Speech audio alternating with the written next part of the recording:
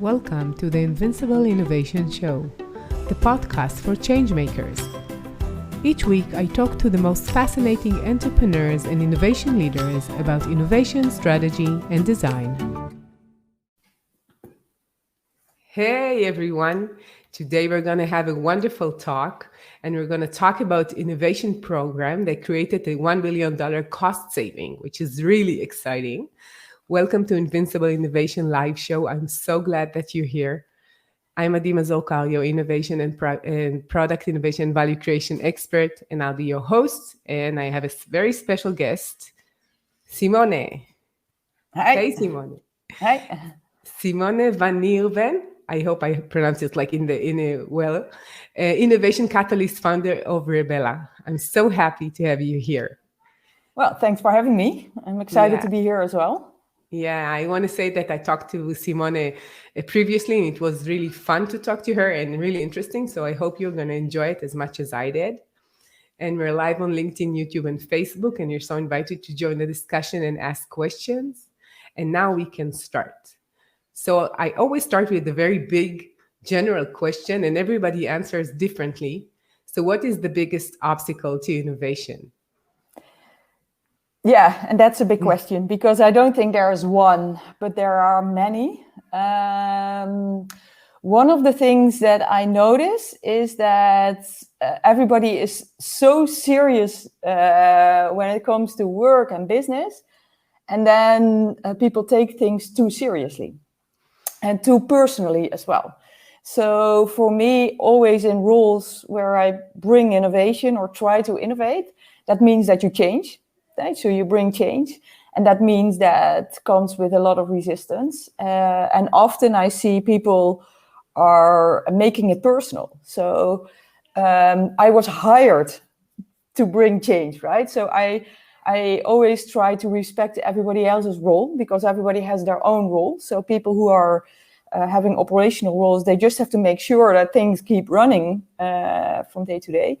But I hope they understand that I am there also to bring maybe some friction or to see some new perspectives or new solutions or new ideas. And I think this is something I see very often.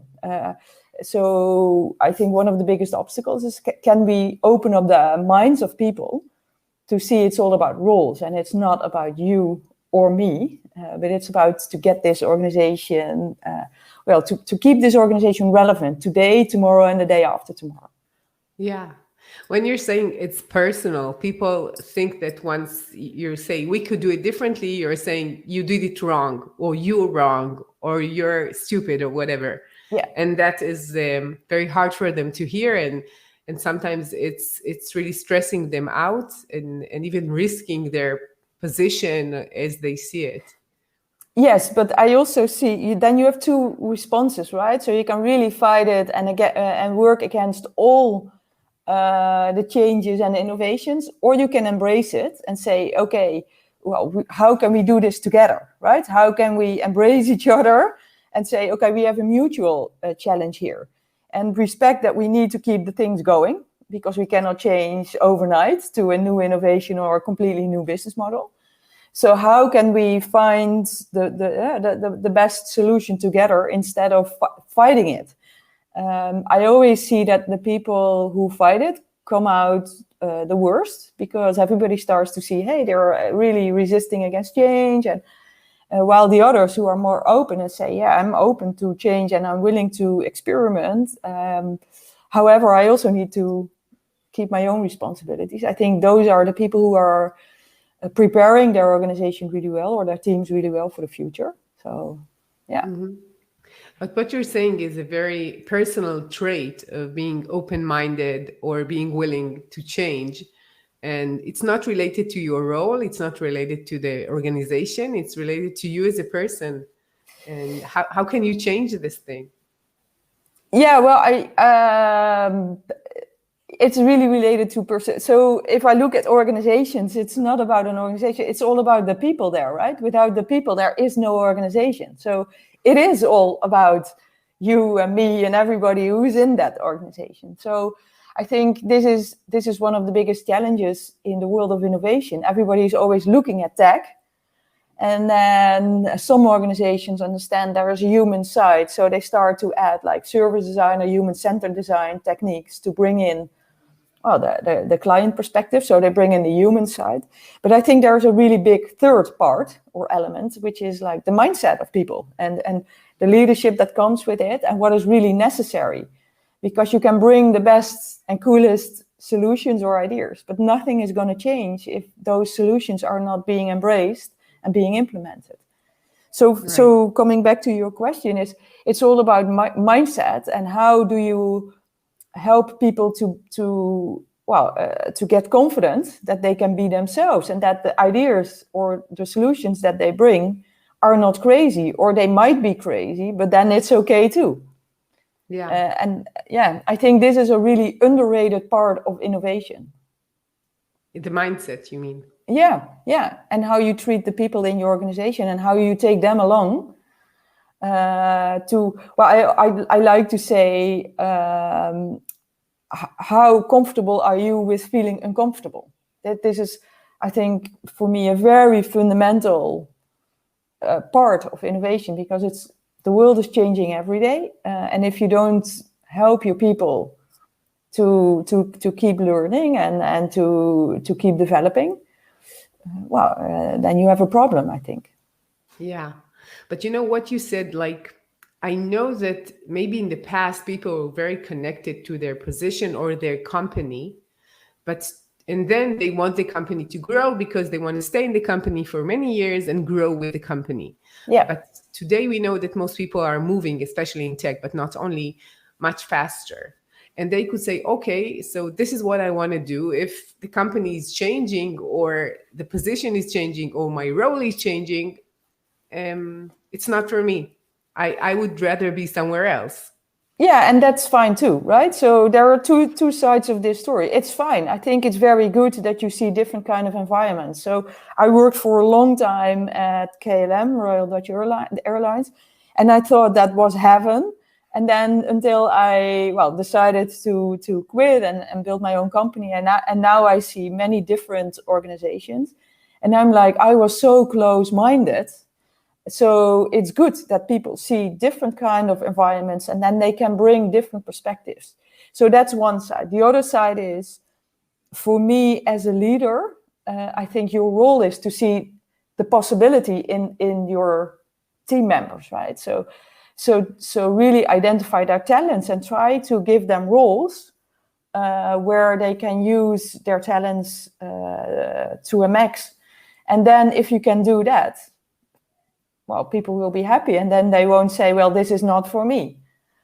Yeah, I totally understand what you're saying. So you just said that you've been in KLM, and the title of this podcast or show is how to save $1 billion, or maybe it was euros. I was not sure.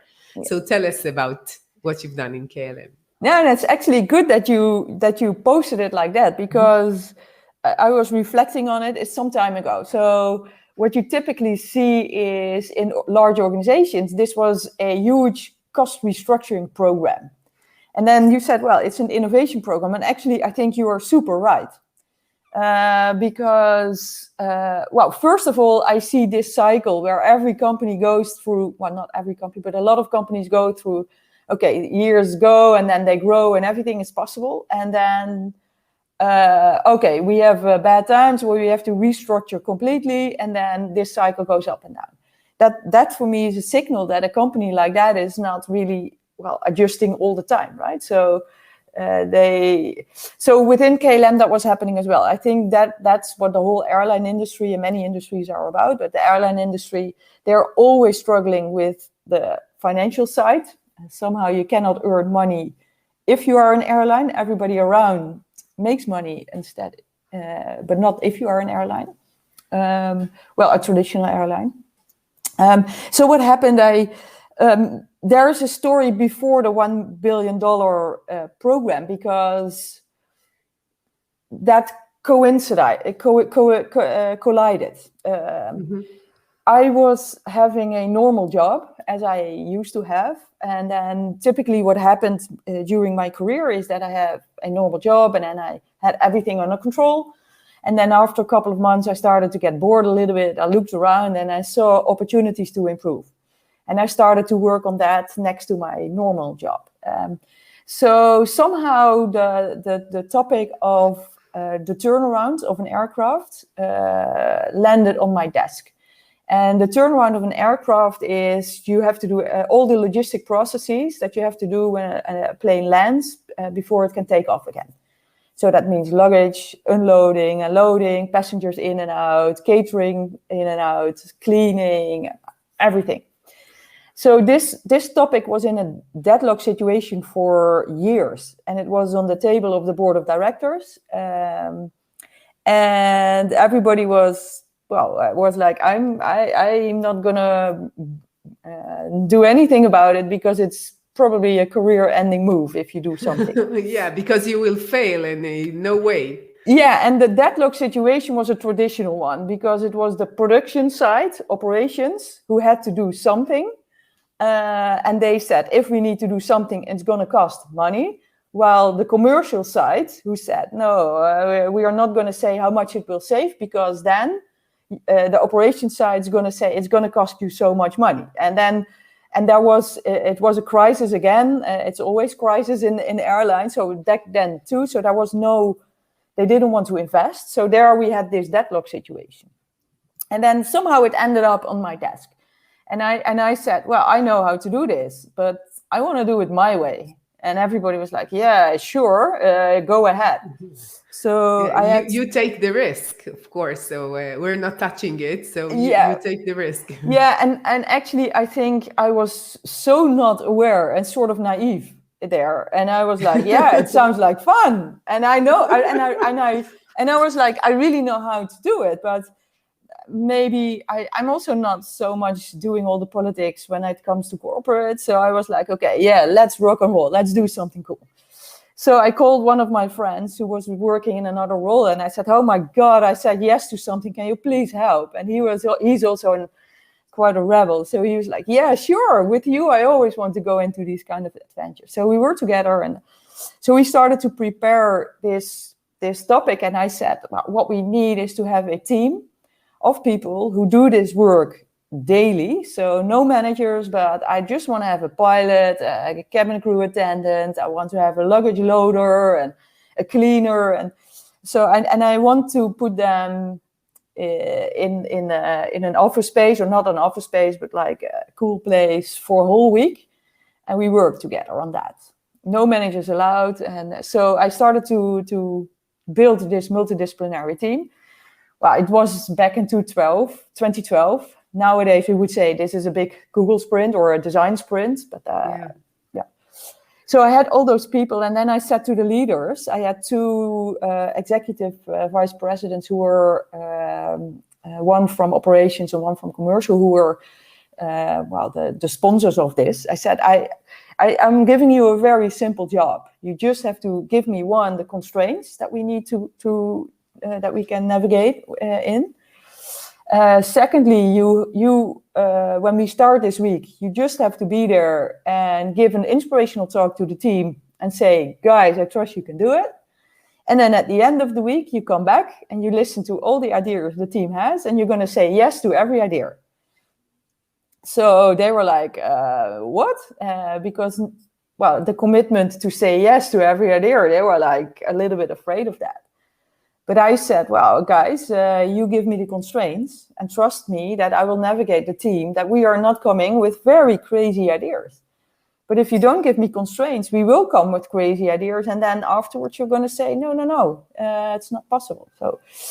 So I think there's a funny anecdote. So everything was okay, and we scheduled the week. And then on Monday, we were supposed to start, and the Friday before, I got a call from one of those two executive vice presidents. He said, hey, I cannot be there at the report out at the end of the week, but I have the solution. I'm going to send my deputy. And I said to him, well, deputy, that's fine, but not the one that is reporting to you. I want someone that you are reporting to. So we're going to scale up, right? And he was a little bit like, this is not normal. And And then I said, well, if we don't do it, I really cancel the session, because I really believe that this is a super important element of the approach. So the other guy jumped in and he helped, and he said, hey, I'm going to call our boss to talk about this. They had the same boss. And this guy, that was the COO of KLM, he got so enthusiastic. So he cleared his agenda, and he was there. So the other guy was like, oh shit, my boss is there. Now I need to come too. So he cleared his agenda too. So, but this was all the leadership part. So what happened is we worked together with this team. We focused on the Embraer, so which was the smallest aircraft of KLM. The turnaround time before we started was 50 minutes, so 50. The team worked, and we presented two scenarios. So the first scenario that we presented is we can do it in 20 minutes. So everybody was like, what? 20 minutes? Because that's like 60 or 70% reduction. And then I said, yes, 20 minutes is possible. However, we are not going to stay within the constraints that we put ourselves to. So after the shock, the team said, well, more realistically, we can do it in 35 minutes. These are the 14 action points that we need to do, or the solutions.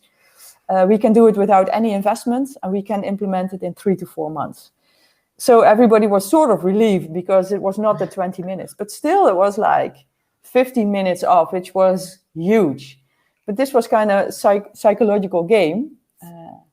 I didn't know, but afterwards I was like, that was actually a brilliant move. Yeah. But tell me what you said, like you bought this cleaner and the person who's doing the luggage and like the workers themselves.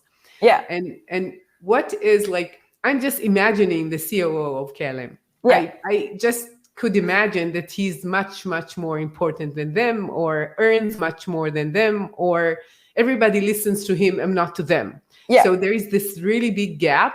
And you're saying like this problem was not solved by him and his team. And then you bring these people and like, what do they say at the beginning when you're telling them, this is my A team? And they're like, that's the team, right? Yeah, there's a funny story about that as well, because just before the report out started, so that was on the 4th or 5th day, I said in the morning to the team, oh, by the way, we invited some people for the report out, and the COO will also come. So they were like, oh, wow. So we didn't tell upfront. So they were like, oh, and I said, guess what? I'm not going to present. You guys are doing that. So they started to stress out because they normally are, well, working on the ramp, and they have no presentation skills. But so we rehearsed the whole day, and so there was a really team feeling.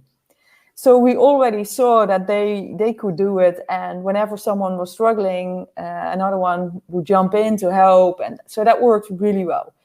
But what happened just before we started this session, the CEO arrived.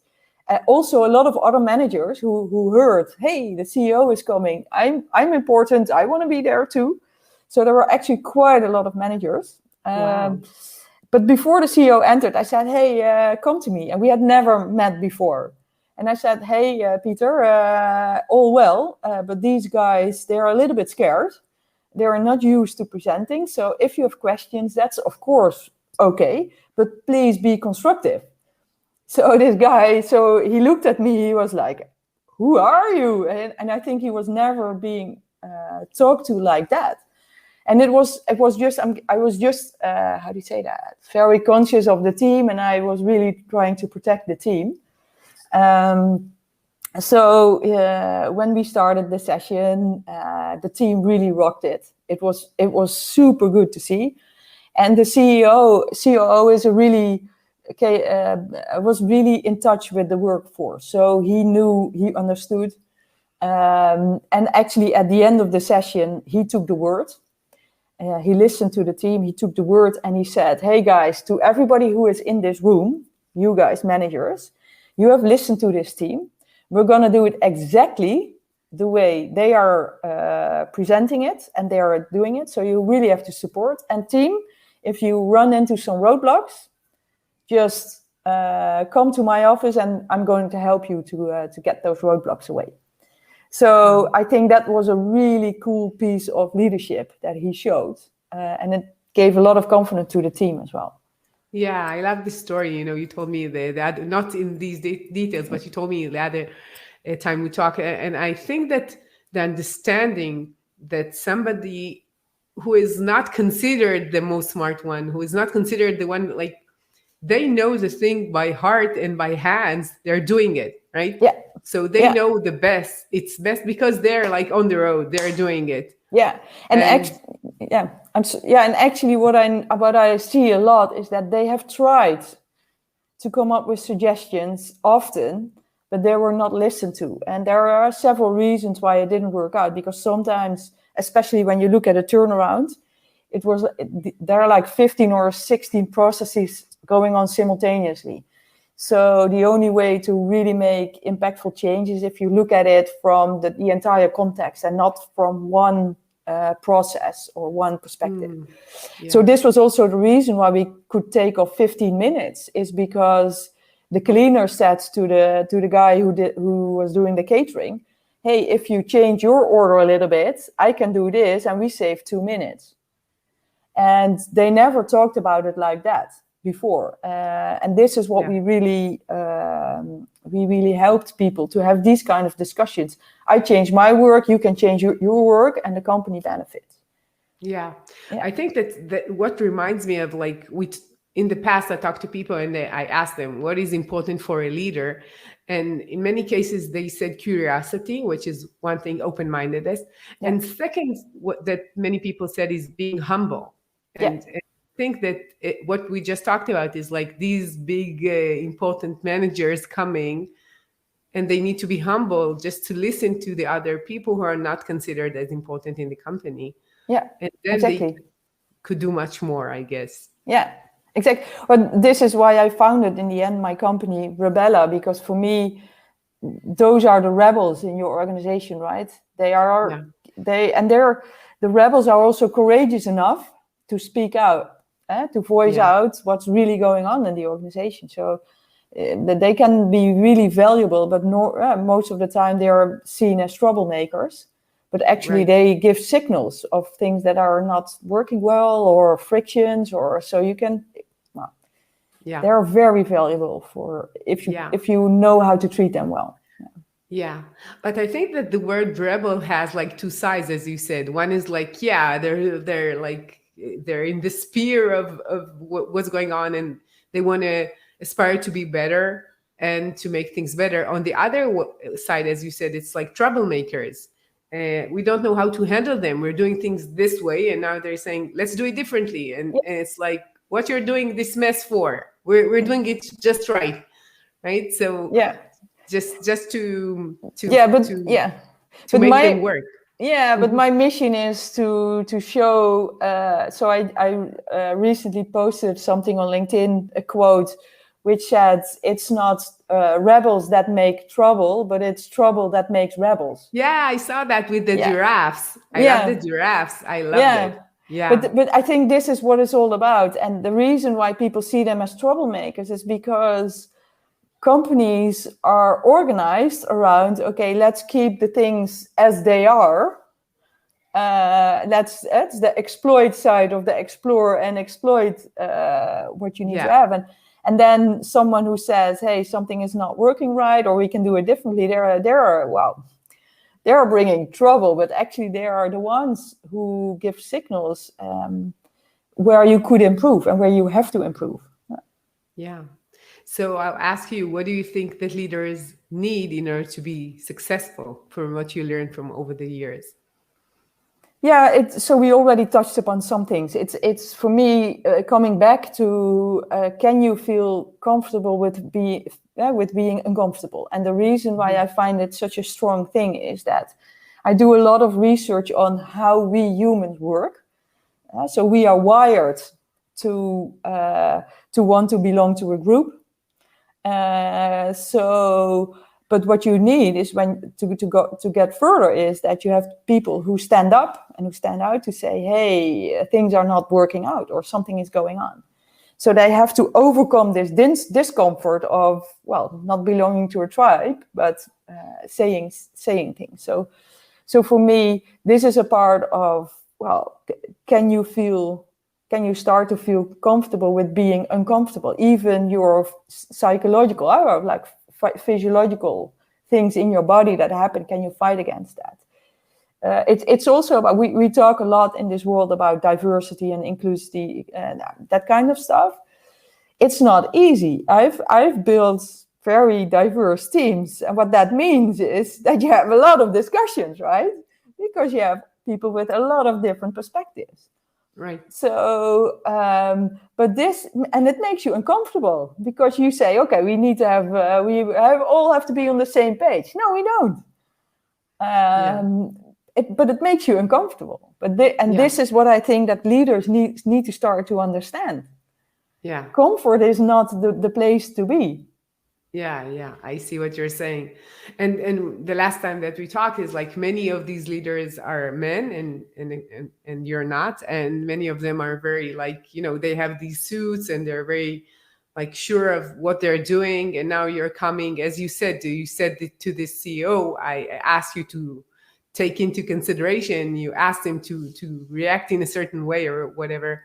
Yeah. So it's like putting them in a different position than like, we're calling the shots and now we need to see things maybe even like evenly as others. Yeah. No, and I experience, of course, a lot. So when it comes to diversity, I try to stay away a little bit from the gender discussion about that, because for me, I think there are many men that I know that are not like the typical alpha guys. And there are also a lot of women I know that are like the typical alpha style. For me, it's much more about, can you be open to different perspectives and trying to help others, to give different perspectives, and that it's okay. I recently watched a talk of Daniel Dennett. He's a philosopher, and he said, the hardest lesson we have to learn that people who don't agree with you are not flaming idiots. And I really like that, because I also notice sometimes that someone brings an idea and it's the opposite of my idea, but it's a good idea too, right? So I think learn people to see that a different perspective is not a crazy thing, right? It can really help you to think better and to come to better solutions. Yeah, I think it's related to just being capable of listening. Like listening is a capability that doesn't get much attention in general, because people say like what I need to say, how do I express my thoughts and talents, and that I'm very important. And sometimes just listening really well is so needed in every context, in companies, in nations, between people. Just listening before you say, yeah, you said that, I'm saying that, I think that's my opinion, that and judging people and like all of that. You're doing it automatically and you're reacting automatically.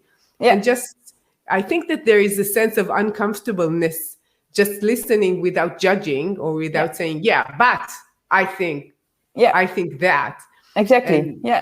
And I think that leaders are, I think maybe demanded is the right word, to do that more, especially when things are changing. Yeah, and so I'm from Holland. If I look at the school system here and where I come from, it's all about this also, right? We are learned in a very young age that you have to have high grades, and being different is not good, right? So in Holland we even have sayings about that. When you stick your head above the mowing field, it gets cut off.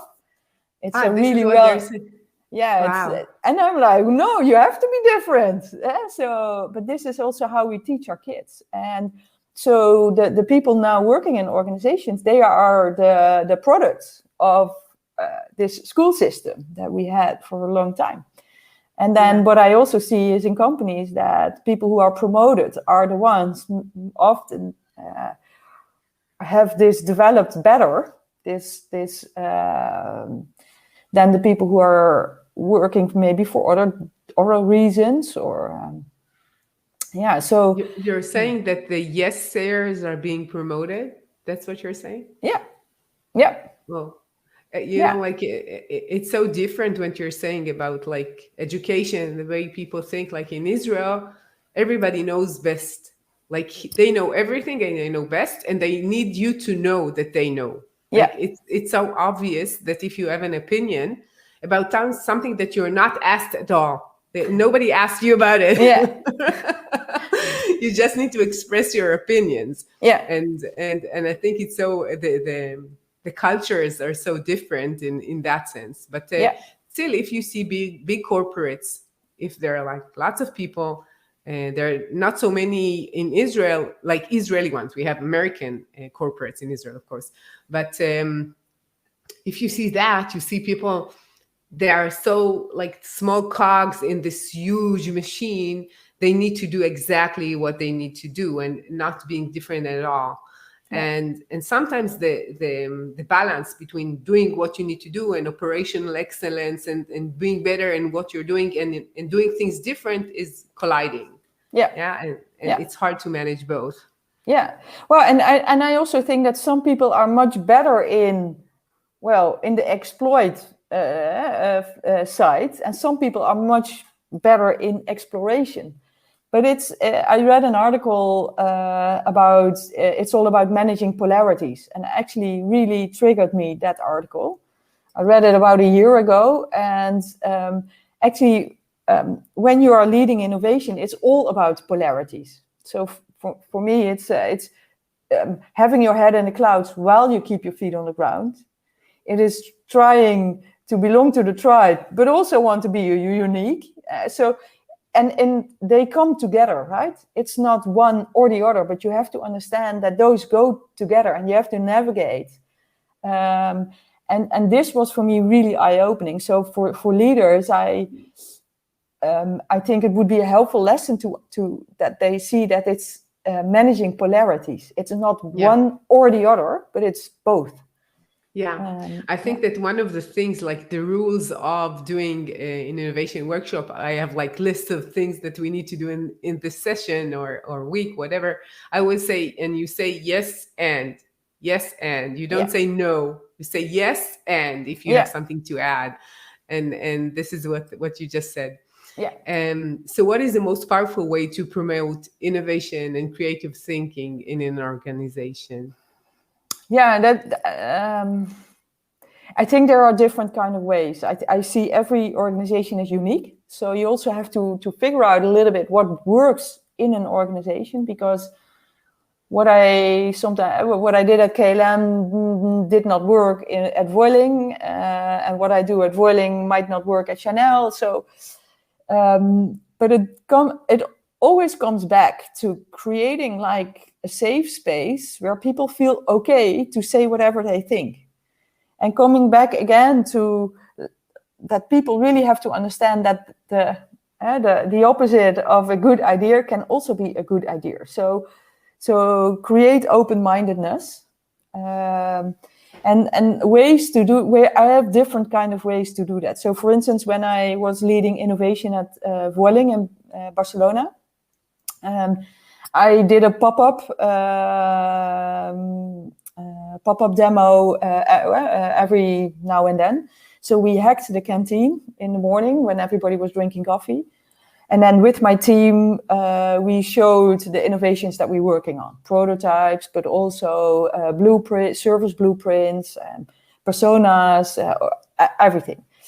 And the first time I did that, my team was like, oh my God, we really don't want to do this. And so I really had to push them to do it.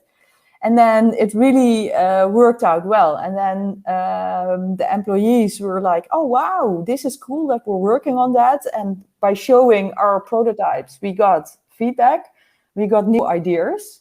And my team members became super proud of that they could show that, hey, I'm working on this. So that was a lot of wins came from that, and that was a concept that worked really well in that environment. So of course, difficult to do that in an online environment. But so for me, it's all about, well, maybe sometimes have some crazy ideas and push for it, but it always has to, well, maybe put a smile on someone's face. I think that is a good way to measure if you're on the right track or not. Yeah. And you just mentioned working remotely. How do you see the innovation scene and the practice and doing things in Corona, after Corona? I don't know if we could say after Corona, but right now within Corona, how is it changing? Yeah, that's a good question because I reflect on it a lot. So for me, innovation is a lot about serendipity, right? So the things that you did not expect that happen. And serendipity is much more difficult to organize when you are online. And serendipity happens when you are in the office and you bump into something and you talk and you together have a great idea or a new insight. So I haven't figured that one out yet. And I know a lot of people are trying to set up some concepts to create serendipity, but it's still difficult. Therefore, I also think that we will go to I'd say, hybrid kind of way where sometimes you work at home and sometimes you come together and where creativity will spark. Yeah. Yeah. So I have like lots of questions that I didn't have time. So I'll select one of them for the last one. So what is the most surprising thing you learned about success and about innovation or after so many years of experience? Yeah, success comes with failure. And it also kind of together is like, so for me, I try to reframe success because success and failure has a lot to do with ego and how you feel, and it's some kind of a competition.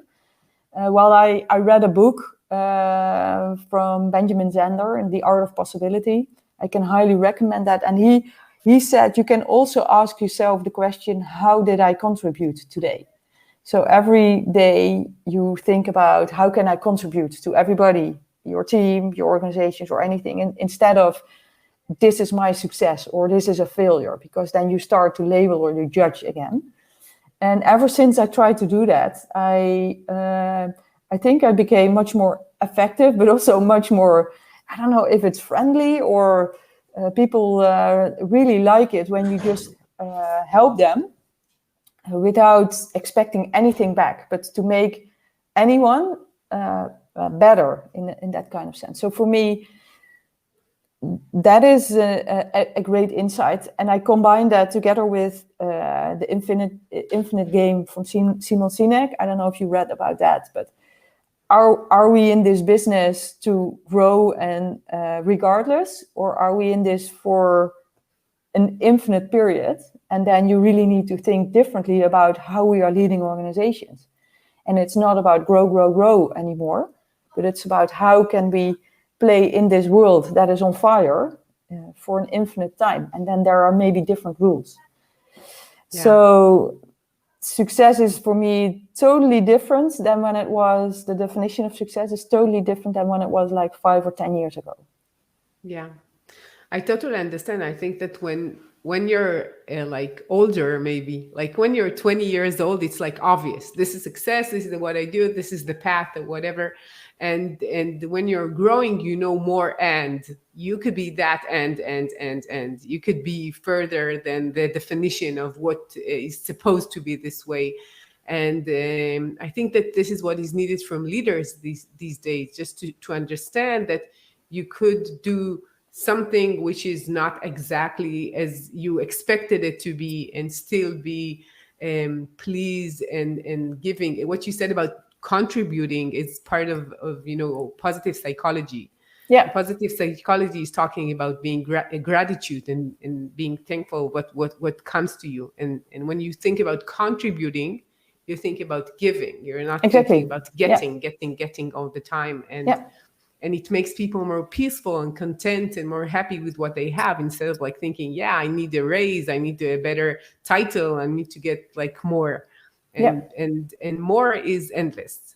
Like when you get there is more. It's like endless. Okay, so I want to thank you for your time. It's been a pleasure as always talking to you, Simone. And I want to ask you how people could contact you and hear more about what you're doing. Yeah, so best way is connect on LinkedIn, of course. I also have a YouTube channel, but that's also my extended brain. So I put a lot of short videos there and some book reviews. So if people are interested in what to read, or you can go there. As we speak, I'm working on my website, but that's also a pet project. So I hope to launch it in the coming weeks or months, but I don't know yet. But reach out to me on LinkedIn and I respond. Yeah. Oh, thank you. Thank you for your time. I really encourage people to go in and listen to what you're saying. And it's always a pleasure. Thank you, Simone, for your time. Thank you for having me. It was a pleasure. Sure. And to all of you change makers out there, thank you for joining us. And if you want to learn more about what I'm doing, go to invincibleinnovation.com and hear about what I'm doing and my book. And I'll see you next week with another innovative, insightful talk. See ya.